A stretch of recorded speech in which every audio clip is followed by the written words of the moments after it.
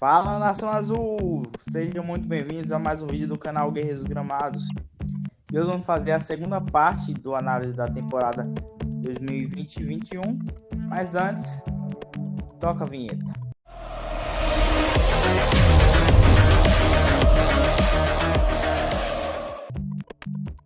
Hoje vamos trazer aqui um convidado especial, que é o Hernan Lopes. Salve aí, Hernan Lopes. Salve para todo mundo, muito boa noite para todos. Vou poder participar mais uma vez e vamos falar sobre o Cruzeiro, né? Resenhar sobre o Cruzeiro aí mais uma vez. É a primeira vez aqui no canal, mas a gente já fez gravações lives lá no Instagram, que é onde ele tem a página dele, que é Film Celeste 1921, né? Isso. Então, o link da página dele vai estar na descrição. Depois do vídeo vocês podem seguir lá, que vai estar o meu, do Gerson, o do Guerreiros Gramados e o da página dele, Triunfo Celeste. Bom, hoje sem mais enrolação, vamos falar aqui da segunda parte da análise da temporada 2021. Vamos fazer a segunda parte, já que a primeira já está lá no IGTV, lá na nossa página. Quem não acompanhou pode ir lá acompanhar. Vamos resumir um pouco depois do começo do Brasileirão, né? Mas para igualar é o começo do Brasileiro da Série B. Para falar quem chegou aqui foi o Matheus Índio, o Angulo, o William Potker, o Giovanni Piccolon, o Rafael Sobis, o Arthur Kaique, Manuel, Jadson, Sassá e Zé Eduardo. Esses foram jogadores, uns contratados e outros foram reentregados. O que você achou desses reforços aí? Bom, de todos esses reforços, né? Não sei se a gente pode chamar de reforço mesmo, né? Porque, sim, poucos realmente foram efetivos, né, já no início dessa Série B, né? E realmente fizeram a diferença foram os que chegaram depois, né, como o próprio Rafael Sobis, William Potker, que já chegaram numa reta quase que final ali de Série B, né, já no início do segundo turno, mais ou menos, né, onde eles realmente, tanto o Rafael Sobis quanto o William Potker, que embora divida opiniões, também teve alguns momentos importantes, né, mas dentre essas contratações, realmente, até os que retornaram, né, a gente sempre vai lamentar muito pelo Zé Eduardo, né, que não teve a oportunidade, estava lá jogando na América de Natal e fazendo gols, né, é uma coisa que o Cruzeiro tanto precisava, né, para poder ter um bom desempenho. Nosso setor ofensivo estava terrível, trouxeram o Zé Eduardo, né, e não deram oportunidade pro cara, né. O Sassá, a gente já sabia o que esperar dele, né? Um jogador que, quando esteve aqui, produziu muito pouco. O Matheus Índio e o Angulo nem chegaram a jogar pela Série B, né? O Angulo teve 2 passagens relâmpagos, né? Ele chegou, aí veio a pandemia, parou tudo, ele chegou a estrear no jogo contra a URT, e também aí, né? No caso do Matheus Índio e o Angulo, como eu ia dizendo, eles nem chegaram, né, a jogar pela Série B, né? O Angulo acabou voltando para o Palmeiras, depois acabou indo para o Botafogo, né? E realmente foram jogadores que não tiveram a oportunidade de poder jogar. No caso do Angulo, do próprio Matheus Índio, né, aquele problema, né, na punição da FIFA de não poder registrar jogadores. Então, acho que essas contratações realmente não surtiram nenhum efeito imediato para o Cruzeiro, né, a não ser os que eu citei, né, que foram mais para frente. Agora vamos para o papo do Campeonato Brasileiro, um campeonato que deixou de desejar muita alegria para a torcida, porque não foi nem perto do esperado, né, Renato? Com certeza. O Cruzeiro nessa Série B, ele, assim, não é tão difícil você resumir a sequência de erros que foram cometidos, né? Porque, assim, muito se bate nessa tecla, né? O Cruzeiro, assim como o Fluminense, né, é uma equipe grande que veio a ser rebaixada e que não subiu no ano seguinte. No caso do Fluminense foi até pior, né? Chegou a ser rebaixado para a terceira divisão, que era uma realidade muito próxima do Cruzeiro durante toda essa Série B. A gente pode dizer que o Cruzeiro ficou mais perto da Série C do que da Série A. né? Então, é muito difícil você fazer um planejamento de acesso. Claro que o menos 6 pontos. Acabou que no final a gente percebeu que não foram tão relevantes assim. O Cruzeiro perdeu muitos jogos em casa, que fez muita falta. Acabou que 6 pontos nos daria uma posição a mais. Então, até porque se a gente parar para pensar, o Cruzeiro começou vencendo, né, as 3 primeiras partidas. Mas um planejamento que não deu certo, porque o Cruzeiro foi montando o time ao longo da competição. Se você pegar o Cruzeiro do Campeonato Mineiro é um time, o Cruzeiro da Copa do Brasil acaba sendo outro, e o Cruzeiro da Série B completamente diferente, alguma peça ou outra que era titular. Mudanças no comando técnico, a gente começa a Série B com o Anderson Moreira, e depois ele cai. Vem a contratação do Ney Franco, foi o segundo treinador, uma passagem muito curta. Aí teve um jogo, né, com o Célio Lúcio, até a chegada do Felipão, onde o Cruzeiro se encontrava numa situação completamente desesperadora de rebaixamento, e vem o Felipão para poder ajeitar a casa. O Cruzeiro abusou muito dos erros. Nenhuma equipe grande que venha a ser rebaixado consegue subir, não qualquer equipe. Com tanta troca de comando técnico, com tanta troca de jogadores, com essa instabilidade de salários, né, que perturbou o ambiente da Toca da Raposa o tempo todo. Então, o Cruzeiro abusou realmente dos erros, né, e o futebol cada vez mais tem se mostrado que o segredo está no planejamento, e o Cruzeiro teve um planejamento que foi completamente falho, desde a sua diretoria até os jogadores, não conseguiram corresponder à expectativa do torcedor. Claro que também existem outros fatores que a gente não pode tirar do contexto, como o fato de estarmos em uma pandemia e não ter torcida no estádio. E a gente sabe que a torcida do Cruzeiro é um fator a mais para o clube. Então, com certeza, isso também fez falta, mas não é suficiente. O Cruzeiro deveria ter rendido muito mais nessa Série B. Até trouxe uns dados aqui, que o Cruzeiro acabou que... a gente pensa que o Cruzeiro terminou em 11º, é muita distância pro G4, né?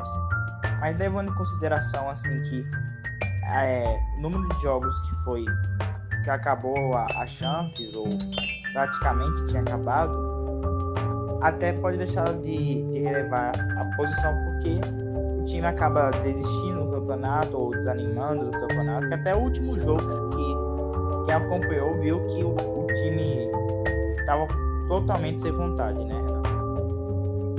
Também, claro que quanto mais jogos você vai adiando para um acesso, né, cada ponto que você vai perdendo. O Cruzeiro foi uma equipe que, se você olhar a campanha, se eu não me engano, foi o 3º ou 4º melhor visitante. É uma campanha de acesso como visitante. O problema é como mandante. O Cruzeiro teve, assim, é inexplicável os jogos que o Cruzeiro perdeu ou empatou dentro de casa, né? Seja o Mineirão ou a Independência.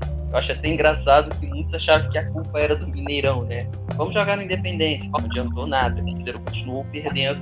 Como foi a partida contra o Oeste, né? Onde a rodada toda favorecia o Cruzeiro de uma certa forma. E o Cruzeiro vai e perde para o Oeste em casa. O Oeste estava virtualmente rebaixado, né? E o Cruzeiro entrega os pontos, né? E consegue depois uma vitória contra o Operário, logo depois, e se mantém na Série B. E aí as chances matemáticas já não existem de acesso, né? Que foi até contra o Juventude, né? Que essa esperança, né? Que o torcedor tem, aquele pontinho de esperança que todos nós sempre temos, né? E o Cruzeiro acabou por decepcionar mais uma vez, né? Fazer uma campanha muito ruim.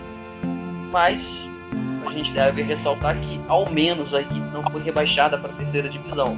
Porque, assim como muitos clubes, né, muitos torcedores já viram, o Cruzeirense também pôde perceber na prática que clube grande também cai. O Cruzeiro é gigante, a sua história é maravilhosa, é um clube muito grande, mas que veio a ser rebaixado, e se não chegasse o Felipão junto com a sua comissão técnica, particularmente, eu tenho certeza que o time iria cair para a 3ª divisão, e aí a tragédia seria muito pior.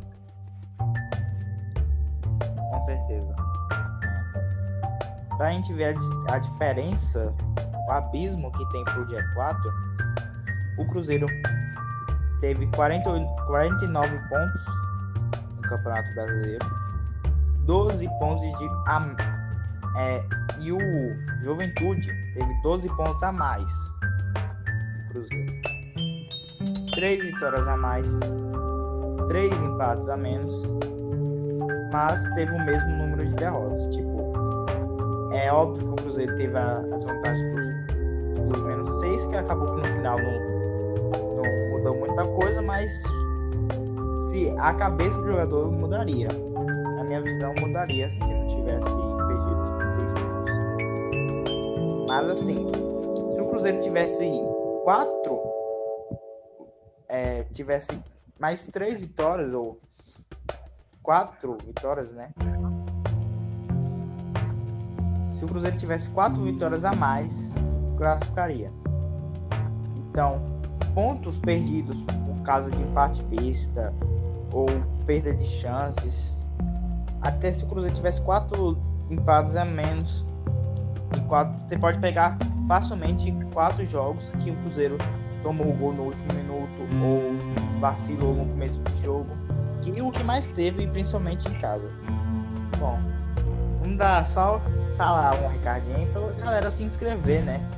E aí ajudar aí no canal, se inscrevendo e compartilhando. Se quiser também pode deixar um like, vai ser bem-vindo. Bom, muito importante. Bom, para finalizar aqui o vídeo, vou falar um pouco da artilharia do Cruzeiro nesse campeonato. O Cruzeiro que teve os 2 principais artilheiros, como o Rafael Sobis tem 6 gols e o Manuel com 5. 2 jogadores que chegaram perto da metade ou até depois. Dá pra ver que o Cruzeiro estava bem fraco de jogadores que decidem, que fazem gols até a metade do campeonato, ou até que nunca teve um jogador assim, mas porque o Rafael Sobis saiu muito nos jogos, ele decidiu alguns, mas também tinha outros que acabavam não fazendo nada. Assim, a artilharia do Cruzeiro é uma coisa complicada, né? Se a gente parar pra pensar não só no Campeonato Brasileiro, mas desde o Campeonato Mineiro. Se a gente observar, esse recorde de 5 gols foi batido, acho que pelo Manuel ou pelo Rafael Sobis primeiro, não tenho certeza. Mas o Maurício foi o artilheiro do time no ano. E o Maurício foi ultrapassado quando o mesmo já não estava mais aqui. Isso mostra a ineficiência do ataque do Cruzeiro. E a gente se espera que os gols venham de quem? Dos atacantes. Né? A função de um meia é ser o criador de jogadas. E o Maurício é um meia, não é um atacante. Os nossos atacantes, desde o início, a gente falou na live, né? Quem puder acompanhar depois vai lembrar lá que vai perceber que a gente falou sobre o Campeonato Mineiro e sobre esses jogadores. Né? O Cruzeiro começou com o Thiago como centroavante, né, no Campeonato Mineiro, ok. Depois o Robertson teve um período de titularidade, até a chegada do Marcelo Moreno, que inclusive fez gol no segundo jogo da Série B, no gol de pênalti. E assim, é realmente muito ruim, né, esse problema do Cruzeiro de gols. Porque se você tem o artilheiro do time, é um zagueiro, que um atacante que chegou, sei lá, entre outubro e novembro, mais ou menos, é uma coisa, no mínimo, assustadora. Nosso ataque realmente produziu muito pouco. Tínhamos ali, durante muito tempo, o Arthur Kaique, que foi um atacante de lado, né, que se esperava muito e que entregou. Claro, a gente não pode ser ingrato, alguns jogos ele fez gols até decisivos, né? Lembro de um jogo contra o Operário, lá na cidade do Paraná, que ele faz o gol que nos dá a vitória. Mas assim, se esperava muito, entregou pouco. E o Rafael Sobis, que chega já no finalzinho, consegue passar na artilharia. Então, na minha opinião, o grande problema do Cruzeiro foi o ataque, que atrapalhou o acesso do Cruzeiro pelo sistema ofensivo do time. Porque se você olhar a defesa do Cruzeiro, não foi das tão ruins, quando a gente considera Bem, tivemos um Patrick Bray da vida ali, alternando ali aquela titularidade, mas se virou bem com o Matheus Pereira, né? E foi um setor que tivemos muito problema, né? O próprio Giovani, João Lucas, enfim, Patrick Bray e até o Matheus Pereira se acertar na lateral esquerda. Então, o nosso setor defensivo, com exceção da lateral esquerda, né? Mas, por exemplo, o Ramon foi muito bem, o próprio Manuel, tanto ofensivamente quanto defensivamente, foi muito importante. O Raul Cáceres, que a gente destacou na última live, que foi uma peça, né, muito importante que o Cruzeiro conseguiu trazer. E assim, também temos boas peças no banco, né, como o Kaká e o Paulo, que são duas promessas da base, né?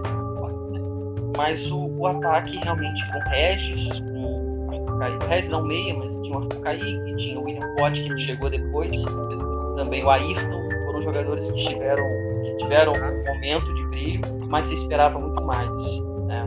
O próprio tinha o Wellington também no banco, o Thiago, Marcelo Moreno foi uma grande decepção nessa temporada, se esperava muito mais do Teixeira. Eu acho que ele teve 2 ou 3 gols nessa Série B. Bom, nação, vamos encerrar o vídeo por aqui. Espero que vocês tenham gostado. Vamos a metade da temporada, pouco antes da metade da temporada para cá, dos erros e dos poucos acertos que teve nessa temporada, infelizmente, né? Queria agradecer também a participação do Renan. Obrigado aí, Renan, por sempre estar colando com a gente aqui do Guerreiros dos Gramados. Imagina, o prazer é todo meu. Sempre quando tiver oportunidade, estaremos aí. Então é isso, galera. Valeu a todos aí. Comente aí embaixo o que vocês acharam, que dicas, até dicas de conteúdo que você quer saber aqui. Pode comentar que a gente vai tentar fazer. O Renan tá convidado aí para uma próxima participação. Tamo junto aí, galera. Falou!